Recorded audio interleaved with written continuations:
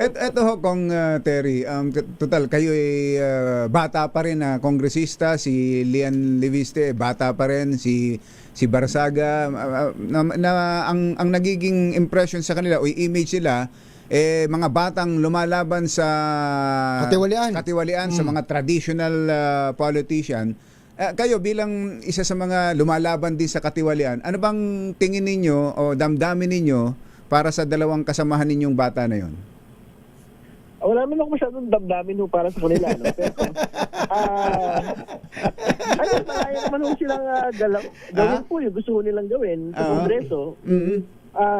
Sila naman ho yung mapagpasya doon. Pero syempre, pagka naman ho may mga bangga o kaya talaga sobra doon sa kanilang pong gawi, tingin ko naman meron ng mekanismo ho yung Kongreso no? Para panagutin ho sila. Valid Kasi, po ba yung mga points na nire-raise nila lagi dyan sa Kongreso? Well, siguro may mga isang pagkakataon, no? Valid.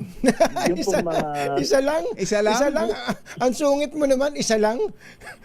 Doon sa mga narinig ko, baka naman may mga hindi ako narinig na tama doon sa mga binaba. Kasi halimbawa, si Congressman Kiko Barsaga ho ata, may bago na naman siyang mga pinakawalang mga salita no? Unang araw ng Kongreso.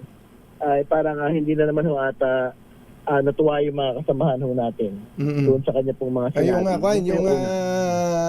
Yung crocodile farm? Oo, tama po. Tapos siyempre si Congressman Leviste, sinabi niya na nagbo-vote buying daw ho yung lahat ng Ayan, oo nga. Tapos biglang nagalit ho yung ilang mga kasama natin, katulad rin ni Congresswoman De Lima. Oo So nga. talaga nagalit siya. Sabi niya, huwag mo kami isama dyan sa mga pinagsasabi ho. So may mga ganun ho. Bawiin mo yan.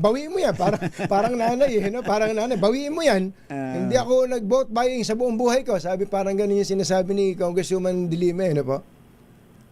Yun. So yun po yung mga dalawang mga halimbawa. Yung po mga nangyari lang ho nitong nakarang 4 na araw. Opo.